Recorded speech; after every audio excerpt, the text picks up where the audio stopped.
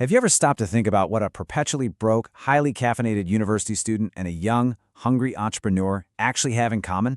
I mean, at first glance, they seem like they're living in completely different universes, right?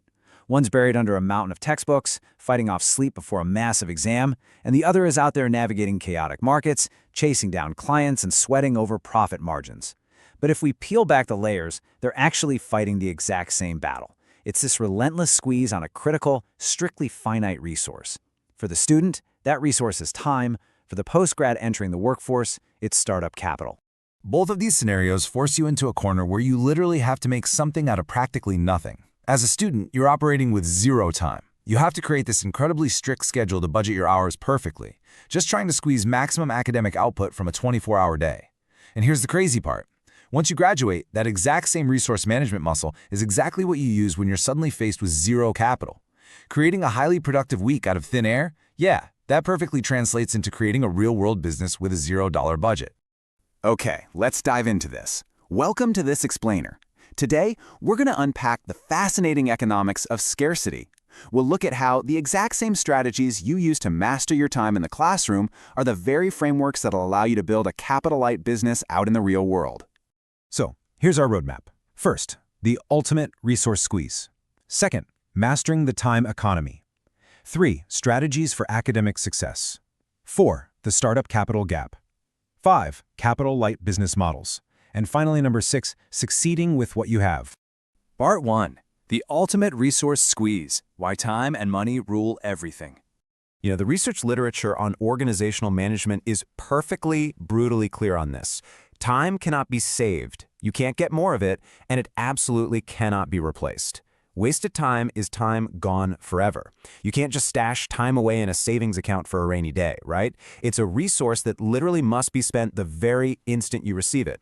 And when you really think about it, time is exactly like operating cash in a super tight, lean business. You have a fixed amount, and every single allocation you make determines your ultimate success or failure. Part 2, mastering the time economy. Surviving the classroom. So the absolutely crucial point here is that students who perceive they have control over their time report significantly better evaluations of their own performance and vastly lower levels of stress.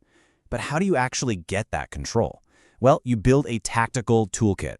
First, set SMART goals, specific, measurable, achievable, relevant, and time-bound. Second, use time blocking to dedicate very specific hours to very specific tasks. Don't just wing it. Third, apply the Pomodoro technique. Those are short, aggressive study bursts that help you finally beat task aversion and procrastination. And finally, track your time to see exactly where your daily budget is leaking.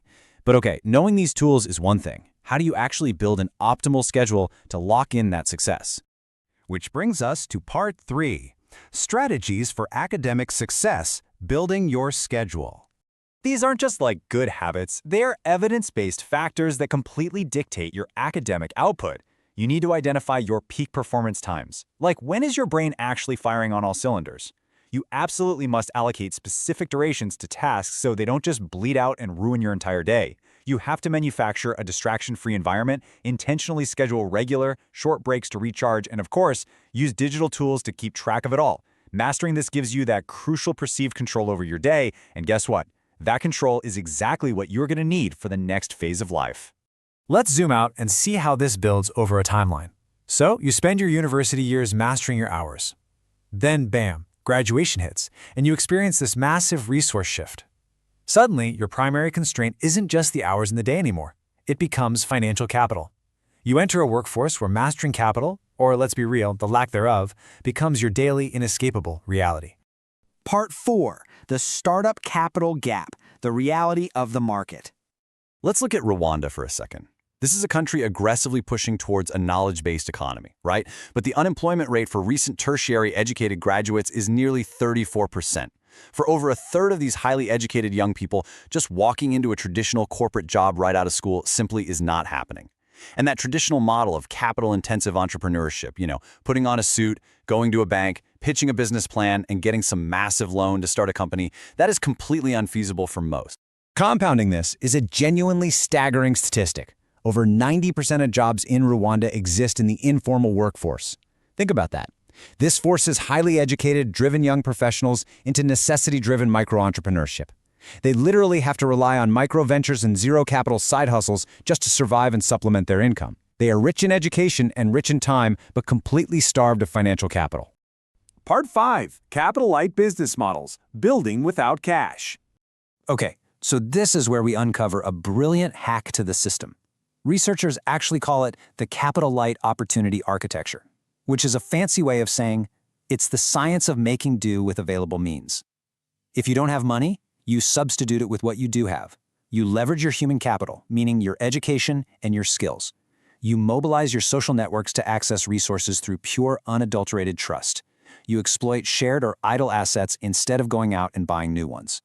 And you utilize digital platforms that have incredibly low barriers to entry.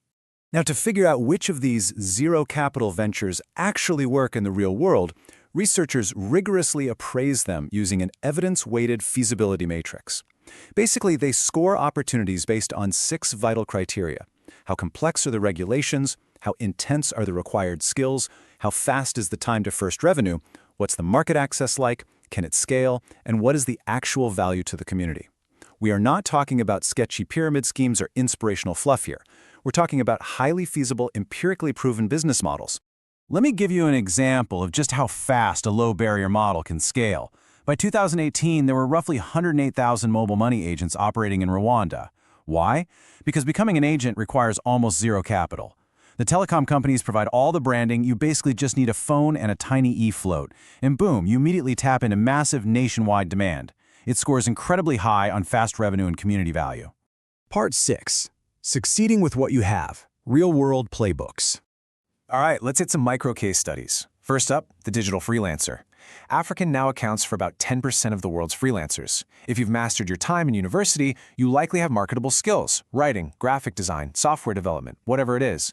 By jumping on platforms like Upwork, your regulatory complexity is basically zero, your market access is instantly global, and your time to first revenue can literally be days. Your capital investment is just the laptop you already own and the skills locked in your head. But, okay, what if you're not a tech person? Our second micro case is the agro-produce broker. Let's say you have deep social capital instead. A resourceful individual can organize the collection of crops from local farmers and connect them straight to urban markets, taking a commission for the effort. This requires practically zero cash, just a mobile phone, transport fare, and immense community trust. It solves a massive supply chain inefficiency and scores super high on community development value because you are directly boosting farmer incomes.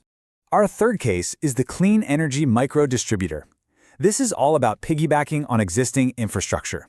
Companies like Cocoa Networks, Biomasters, and Bebox use point-based distribution. They take ordinary, already existing neighborhood corner stores and turn them into branded dispensing points for clean cooking fuel or solar kits. As an entrepreneur, you leverage your existing retail footprint and your daily foot traffic. The parent company provides the physical inventory and the branding. It's a brilliant micro-franchise model with literally zero upfront inventory costs for the agent. The big takeaway here? What we've explored today aren't just nice theoretical ideas. They are grounded in rigorously researched, peer-reviewed pathways designed for real people living in highly resource-constrained environments. They bridge the gap between academic theory and actionable survival strategies. The exact same skills you use to fiercely protect your time as a student, planning, prioritizing, fighting off distractions, are the exact same skills you absolutely need to bootstrap a business without the safety net of cash. So I want to leave you with this final, provocative thought. You've learned how to master the finite resource of time. You've built up human and social capital through your education and your networks. You now know for a fact that financial capital isn't the only way to build value in the modern economy. So, with the time you have and the skills you possess, what will you build?